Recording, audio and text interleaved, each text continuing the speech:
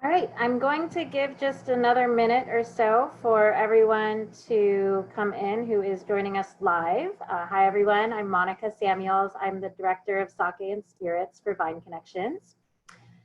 If you are joining us live, just a couple things.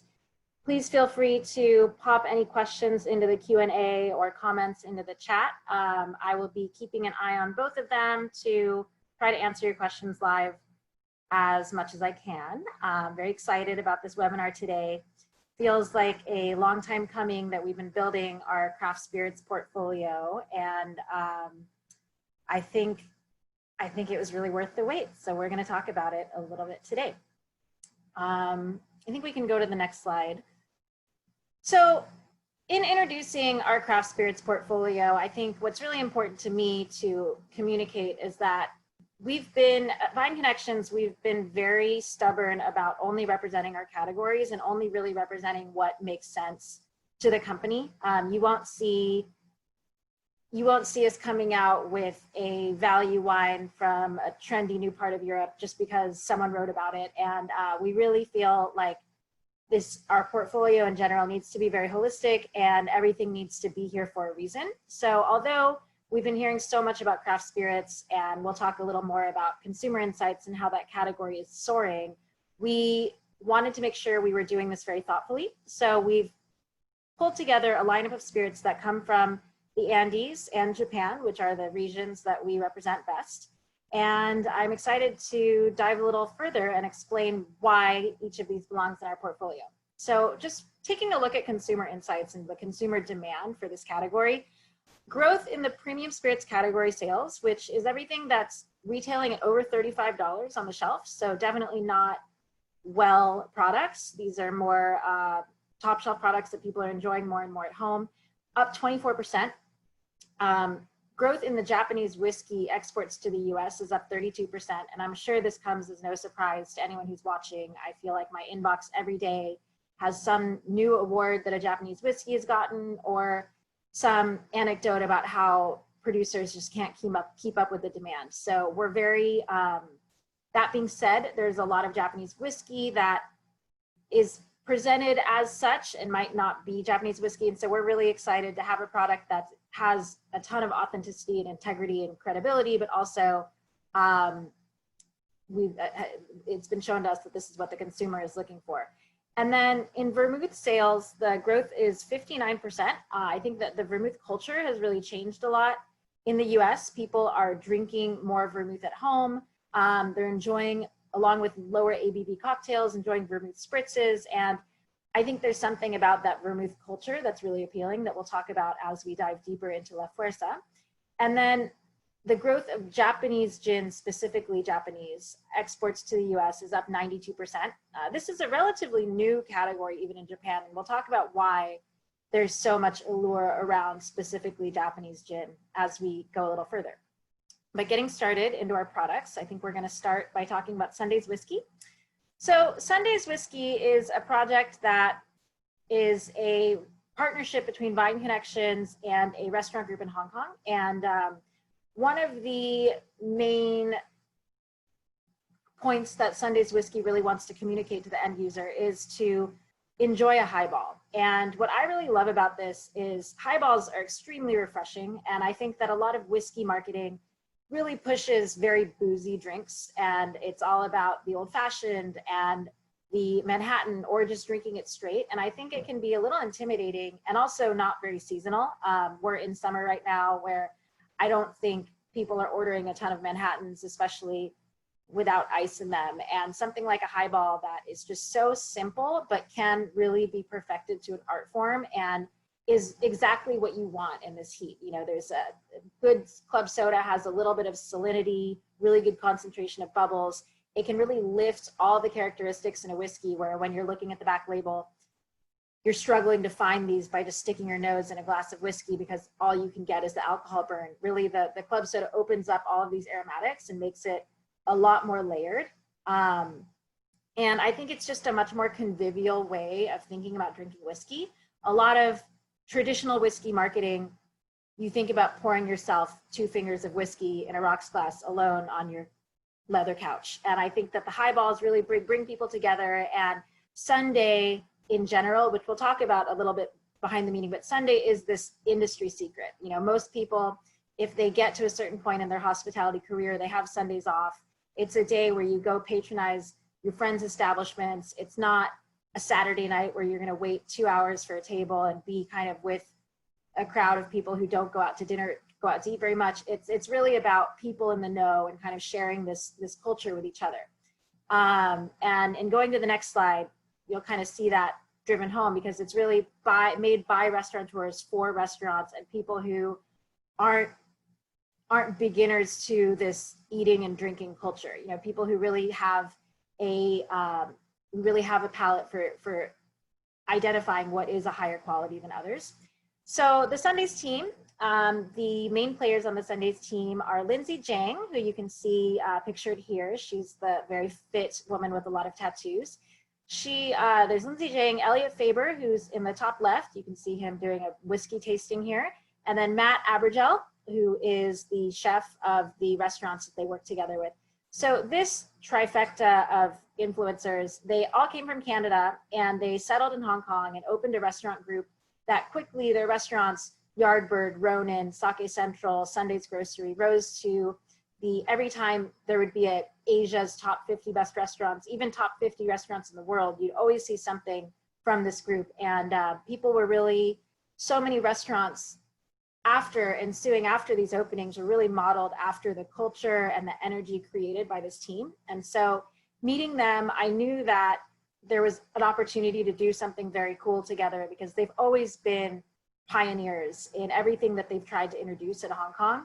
And Elliot and I have worked together for a long time. He's also a sake samurai, and we judged sake together for the International Wine Challenge. And as he became more and more into spirits and spending more and more time in Japan, he was connected to Sasanakawa, which we'll talk about in a little bit, but it's an extremely iconic, really highly regarded whiskey distillery in Japan. And in a time where all these products that found their way to the US being marketed as whiskey, but maybe they were aged shochus, or maybe you would see a whiskey that was 18 years aged, but you would look up the producer and you found out that they just got their license to distill 10 years ago. Like, there are all these things that didn't really match. And so we wanted to make sure that if we were going to get into the whiskey game, that we felt really good about the provenance of where the liquid was coming from, which you'll see.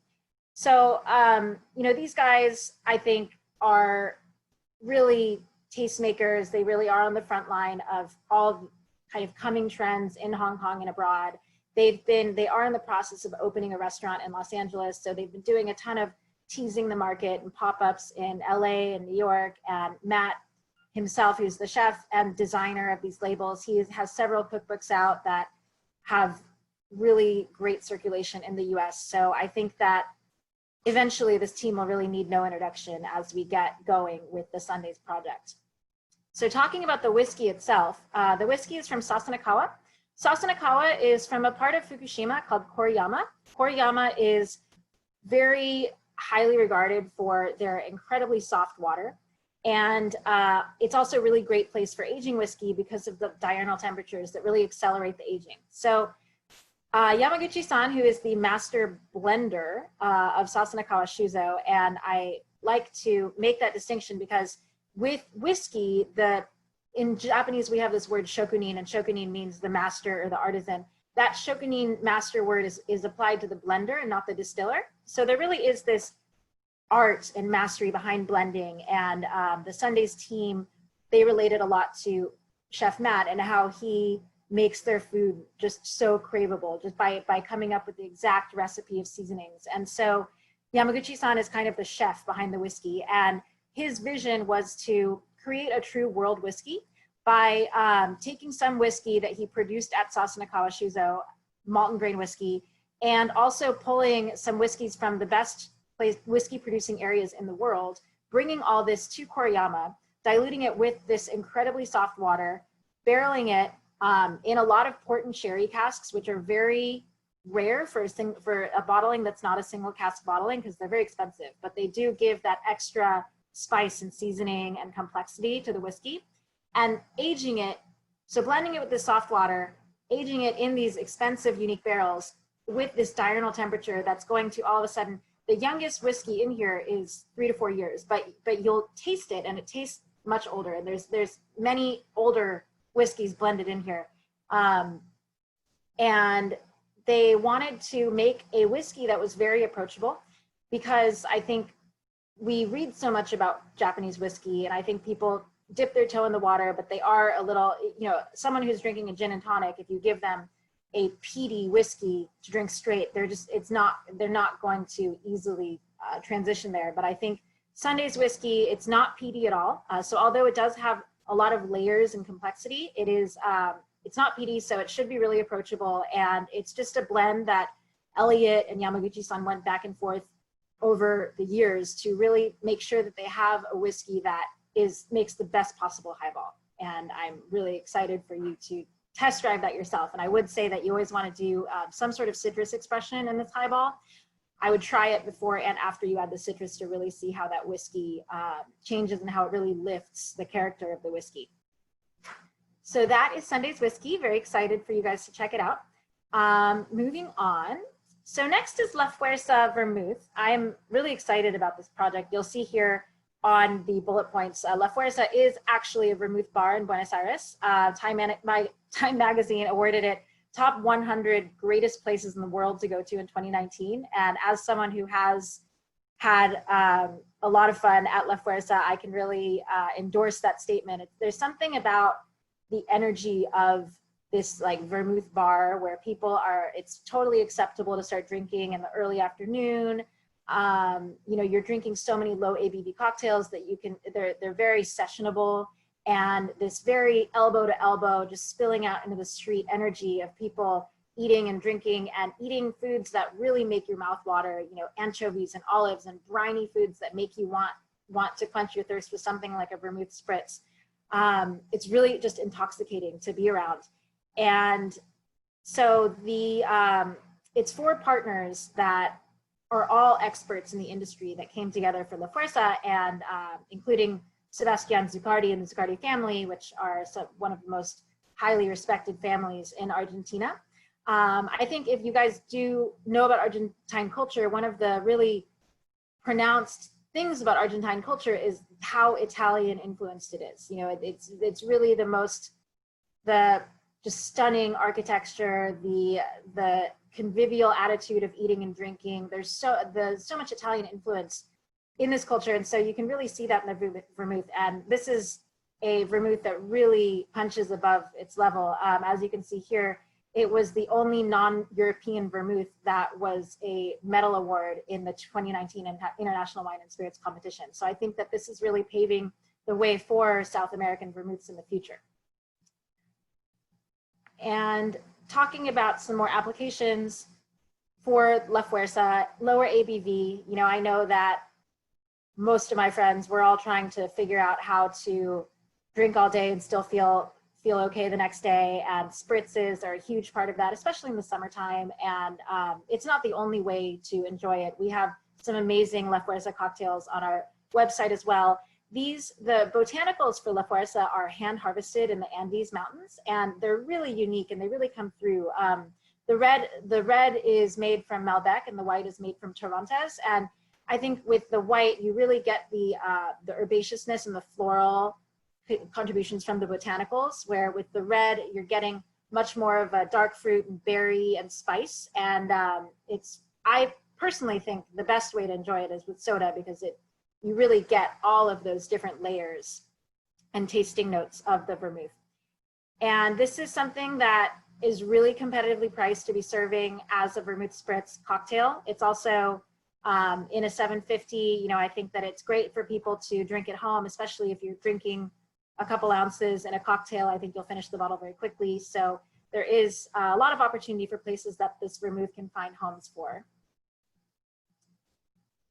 And next, we are going to talk about yuzu gin.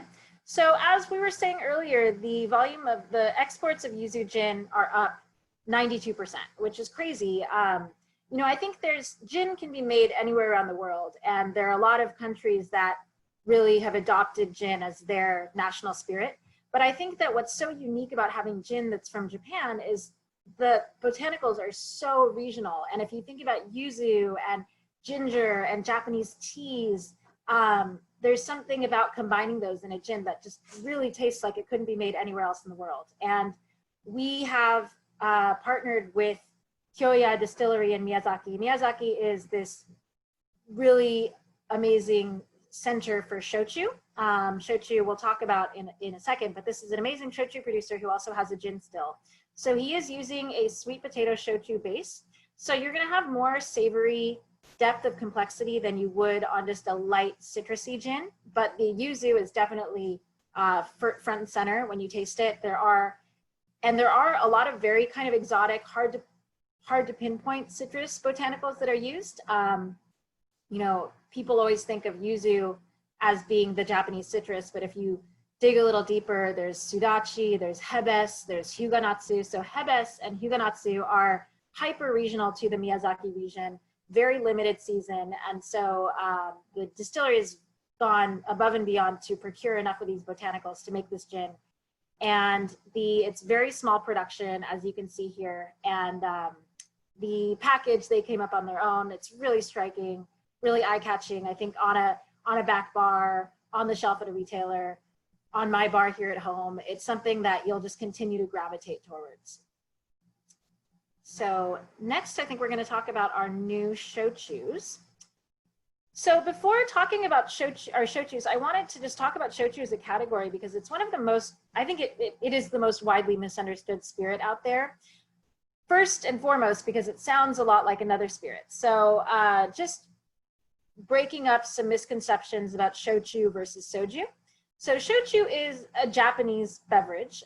There is no appellation system that restricts shochu from being made in Japan. It's made in the US, there's a great shochu producer in Hawaii. It's made in a lot of other countries, but it does come from Japan, originated over 500 years ago.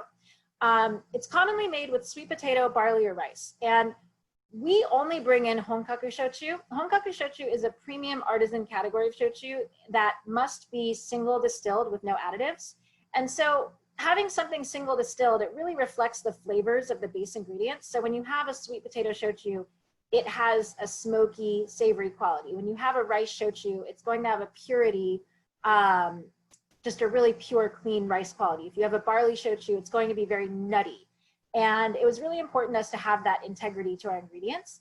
But I think that's also why it's been such a misunderstood category, because vodka, you can assume a lot of things about what a vodka is going to taste like, even if you've never had it. And if you order a shochu and someone gives you a sweet potato and you've only had rice, that's really more of a shochu for a mezcal drinker, where a rice shochu is more of a shochu for a vodka or gin drinker. So we love shochu. I love shochu. And I wanted to take this opportunity to communicate the messaging a little more clearly to the consumer as to what they're getting and how to drink it.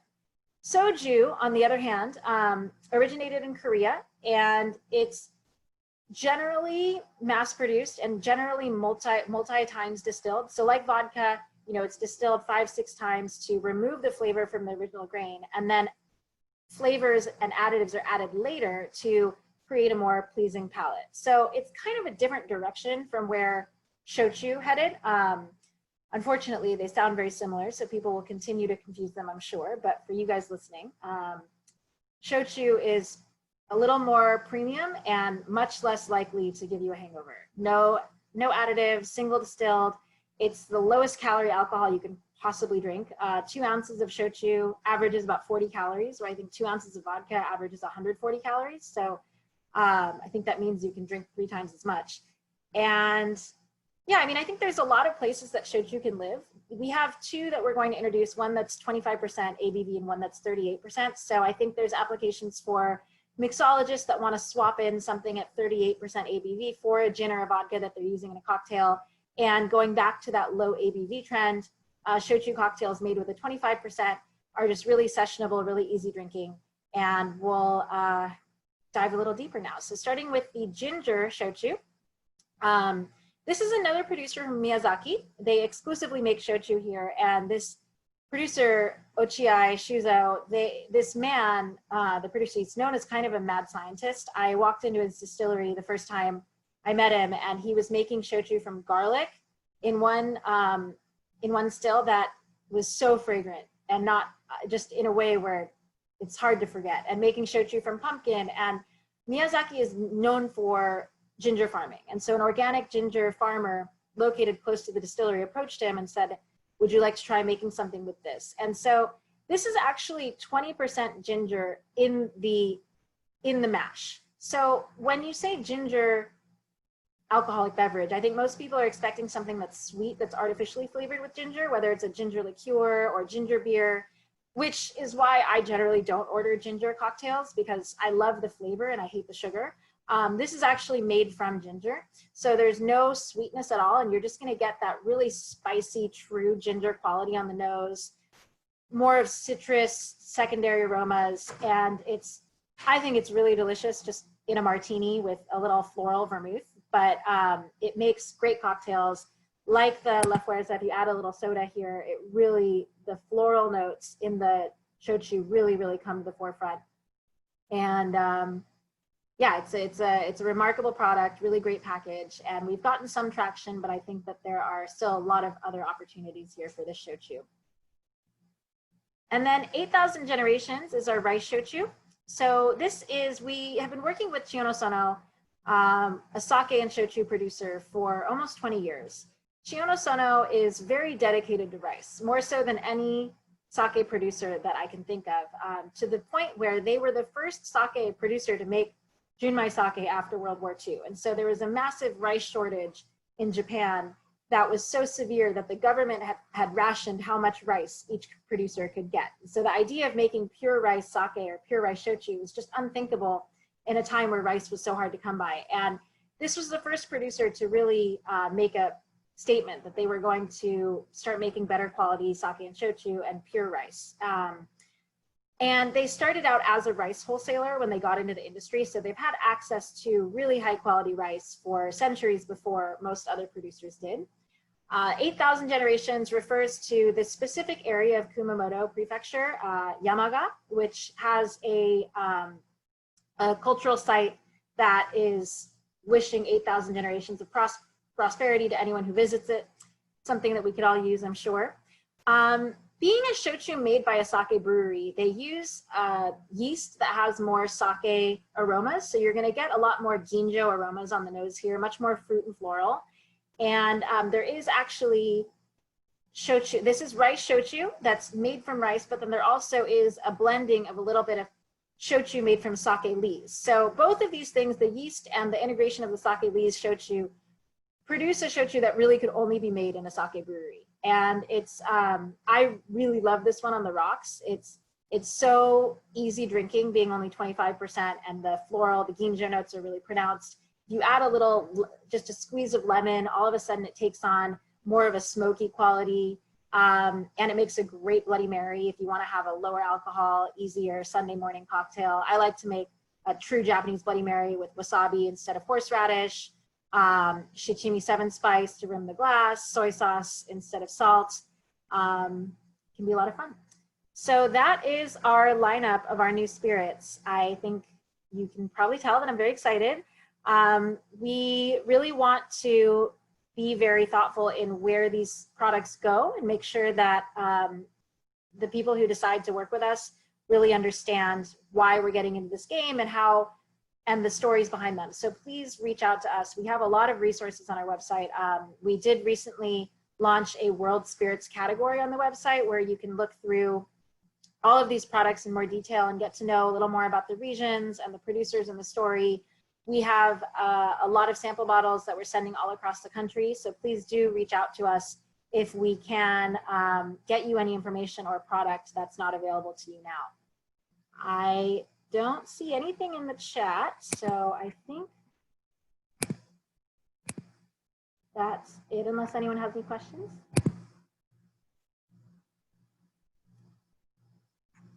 All right, well, thank you so much for joining us, and hope to kanpai, salute, cheers with you in person soon.